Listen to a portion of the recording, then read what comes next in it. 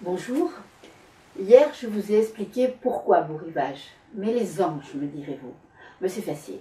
Parce qu'il suffit de rentrer dans l'hôtel, dans l'atrium d'entrée, et immédiatement, vous allez vous en rendre compte, il y a des anges partout. Des anges, il y en a peints dans les galeries des étages, au plafond des différents salons. Des anges, il y en a aussi en bronze, sur les cheminées de marbre, partout. Mais les vrais anges, ils sont en chair et en os. Ce sont les employés de l'hôtel. Comme ceux de la décoration, on les voit à peine, on ne les entend pas, et pourtant ils interviennent toujours au bon moment quand on en a besoin. Et c'est eux qui sauvent Adeline. Ils vont lui offrir, non seulement donc sauver sa vie, mais lui offrir une nouvelle vie. Ces anges-là, en la trouvant sur le quai du Mont-Blanc, face à l'hôtel, vont faire d'Adeline une autre femme. Nous les avions laissés tout hier dans la cuisine. Adeline mourait de faim, et donc il s'agissait d'abord de la nourrir. En même temps, elle découvre ce nouveau monde qui va devenir le sien. Le doigt sur la bouche, ces deux cicérones l'avaient entraîné dans un couloir vers cette vaste cuisine où deux familles auraient pu vivre à l'aise. En ce tout début d'après-midi, elle était encore vide. Des bruits de vaisselle entrechoqués et un clapotis d'eau provenaient d'une pièce voisine. Une énorme marmite ronronnait comme un chat sur le coin d'un imposant fourneau en fonte, lâchant des bouffées de vapeur odorante vers la batterie de casseroles en cuivre rutilant accrochées en bon ordre sur le mur comme autant de petits soleils. « Mais qu'est-ce que vous faites là, vous autres? Si Madame Frida vous prend ainsi à vous promener dans l'hôtel, votre compte est bon. » Et comme pour mieux souligner la gravité de la sanction qui les attendait, la femme claqua la porte du grand placard dans lequel elle venait de prendre un bocal en grès. Elle le serrait contre sa poitrine opulente, sanglée dans une robe grise. Un tablier de toile bleue peinait à envelopper son embonpoint. Elle était presque aussi large que haute, et la coiffe blanche qui couvrait entièrement ses cheveux faisait ressortir le rouge de ses joues rebondies. La cuisinière, se dit Lynn. Elle n'en a jamais vu auparavant, mais elle n'imaginait pas que quelqu'un passant son temps à mitonner de bons petits plats puisse être sec, maigre ou anguleux. La bonne odeur de pain chaud et le fumet de viande rôtie qui flottait dans la pièce devaient suffire à eux seuls à nourrir quiconque y passait ses journées. Les narines frémissantes et les papilles en éveil, Lynn inspira profondément pour s'en emplir le nez et la bouche, à défaut de l'estomac. Jo lâcha brutalement son bras et elle faillit perdre l'équilibre. Heureusement, Bertie la tenait solidement par les épaules, elle ne tomba pas. La pétulante brunette déployait déjà tout son charme pour amadouer la matrone. « Ne vous inquiétez pas pour nous, Madame Henriette, répondit-elle les mains jointes sous le menton. Pour ce jour de fête, nous avons eu l'autorisation d'aller assister à l'office et de profiter un peu du beau temps, mais nous devions être rentrés après le lunch, si de lunch on peut parler en ce jour de jeûne. » Elle rit de sa saillie, entraînant avec elle la plantureuse Henriette, dont le regard grondeur s'adoucit. Abasourdie par ce qui était en train de lui arriver, trimballée comme un paquet, Lynn renonça à s'enquérir de ce qu'un lunch pouvait bien être. Elle se contenta de remarquer in petto que la jeune femme de chambre bouclée savait mieux manipuler les cuisinières que les galants. Mais Madame Henriette n'était pas du genre à se laisser amadouer aussi facilement. Posant le bocal, elle s'empara d'une cuillère en bois et la pointant vers l'intruse que seul le bras de Bertie empêchait de s'effondrer. « Et d'abord, qu'est-ce que vous m'emmenez là? Vous avez perdu la tête, je vous avertis, hein. Pas de mendiante dans ma cuisine. » Lynn eut un haut le corps et chancela. « Mais je ne suis pas une mendiante, » protesta-t-elle faiblement, les jambes flageolantes. La rousse bernoise resserra son étreinte et souffla « Chut » pour la tranquilliser, tandis que Jo s'empressait de confirmer « Ah non, c'est vrai, elle ne nous a rien demandé. » Elle s'est évanouie tant elle avait faim, renchérit calmement Bertie. Mais à aucun moment elle nous a abordés pour quémander une aumône. C'est justement à cause de cette dignité que nous avons décidé qu'il fallait faire quelque chose pour elle. « Ah, parce que maintenant, vous décidez qui entre dans ma cuisine et à qui je dois donner à manger. » La façon accusatrice dont la cuisinière avait lancé le « vous » et ses joues déjà rouges qui viraient au cramoisi n'auguraient rien de bon. C'est alors qu'une voix ingénue intervint avec ferveur. « C'est aujourd'hui un jour sacré, c'est Dieu qui nous l'envoie. » Lisa s'était éclipsée dès leur entrée dans l'hôtel. Lynn l'avait aperçue partir en courant dans le couloir et s'était dit que la jeune blonde se désintéressait de son sort. Cela ne l'avait pas autrement surprise, la récréation était terminée. Mais Lisa était à nouveau là, un pimpant tablier blanc saignant sa taille fine, une coiffe bordée de dentelle épinglée sur ses cheveux relevés en chignon, prête à prendre son service. Ses deux camarades, rappelés à leur devoir, échangèrent un regard hésitant. « Joséphine, Bertha, filez vous habiller !» intervint madame Henriette en agitant sa main pour leur faire signe de se sauver. « Il reste du veau maringot, je vais en donner une assiette à votre protégé. Allez, zou !» La brune tira un tabouret près de la table qui occupait le centre de la pièce. La rousse fit asseoir Lynn dessus et 5 secondes après, elles avaient disparu avant même que Lynn ait pu les remercier. Un flot de bile envahit sa bouche et elle se pencha précipitamment sur la cuvette. Un spasme douloureux tordit son estomac vide. Elle n'avait plus rien à vomir, mais son corps, affaibli par les privations, s'obstinait à vouloir expulser la nourriture qu'il avait ingérée, soudainement trop abondante, trop riche. Elle avait pourtant pris sur elle pour ne pas se ruer sur l'assiette que madame Henriette avait déposée sur la table devant elle, à côté d'une grosse tranche de pain blanc. Ce n'était pas parce qu'elle venait des montagnes et qu'elle était affamée qu'elle devait se comporter comme une sauvage. Mais même en s'appliquant à mastiquer longuement chaque morceau de cette viande délicieuse qui fondait dans sa bouche, elle avait vidé l'assiette en 2 temps 3 mouvements, torchant la sauce avec des morceaux de mie jusqu'à ce qu'elle soit aussi propre qu'au sortir de l'armoire. Madame Henriette, qui la surveillait du coin de l'œil tout en s'activant dans sa cuisine, la resservit aussitôt sans un mot. L'imposante matrone était toujours aussi bourrue, mais la carapace qu'elle revêtait pour mieux asseoir son autorité se craquelait et sa bonté naturelle transpirait malgré elle. 3 fois encore, elle remplit l'assiette. 3 fois, elle retailla du pain jusqu'à ce que Lynn lui fit signe qu'elle ne pouvait avaler une bouchée de plus.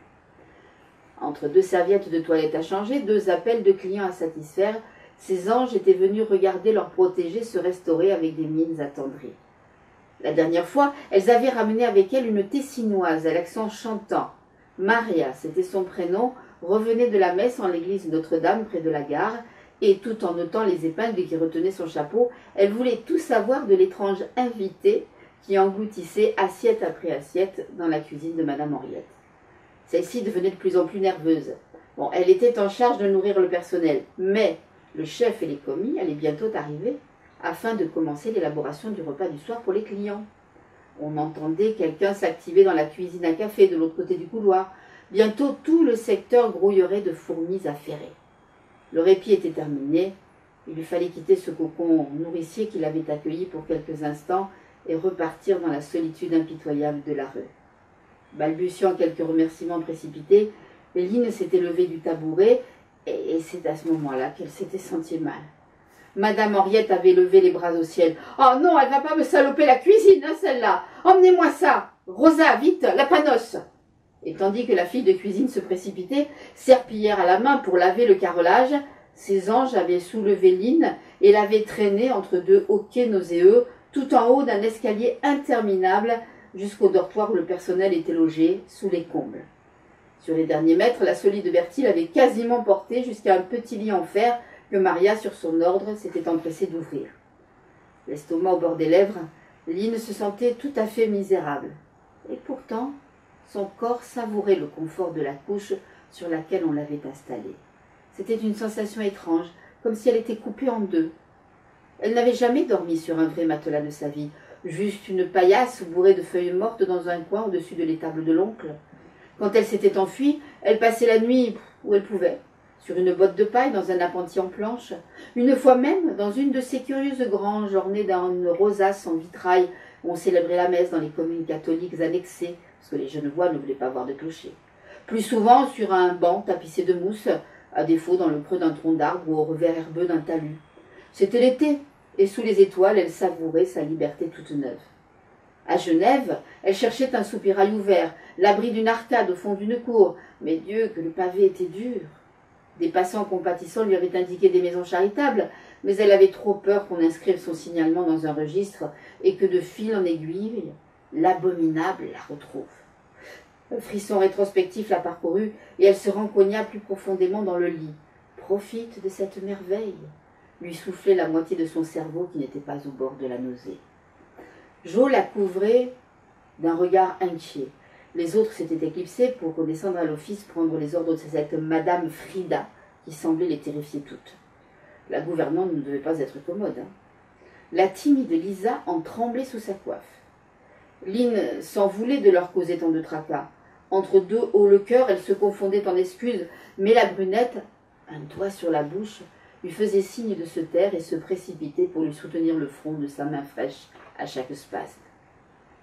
L'étage résonnait de bruits de pas précipités quand un des employés venait se changer ou chercher quelque chose dans ses affaires.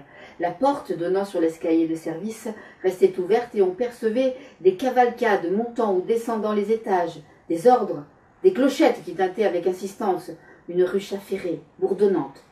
Maria avait pris le relais à son chevet quand les vomissements cessèrent enfin. Épuisée et vaincue par le confort moelleux du matelas, Lynn s'endormit comme une masse. Et quelque temps plus tard, le panier plein de bûches tirait sur son épaule, mais elle avait porté plus lourd, et sur des terrains autrement plus en pente et glissants, et par tous les temps. Elle grimpait comme un cabri alors. Les marches en pierre de l'escalier de service n'avaient pas de quoi l'effrayer. De toute façon, c'était plus facile que de se coltiner les pots de chambre à vider ou les brocs d'eau chaude quand un client voulait prendre un bain, ne pas s'éclabousser, relever de la gageure. Ce qui la gênait plutôt, c'était sa robe. Elle n'en avait jamais porté d'aussi jolie et de presque neuve en plus, et cela l'intimidait encore. Le tissu de drap bleu légèrement grisé crissait à chacun de ses mouvements. Maria avait mis à sa taille la tenue d'une femme de chambre qui avait quitté l'hôtel pour rentrer chez elle soigner sa vieille mère malade. Elle avait dû beaucoup la reprendre. L'île était d'un naturel plutôt fluet, et la diète forcée qu'elle avait subie ces dernières semaines l'avait rendue encore plus frêle. Mais du coup, la robe était vraiment trop ajustée. Lynn, qui n'avait jamais porté que des superpositions d'oripeaux sous lesquelles elle disparaissait presque, se sentait quasiment nue dans des vêtements aussi près du corps. Elle essuya consciencieusement ses pieds, comme le prescrivait l'écriteau apposé sur le battant, changea l'anse de main et poussa la porte qui donnait sur le palier du premier étage.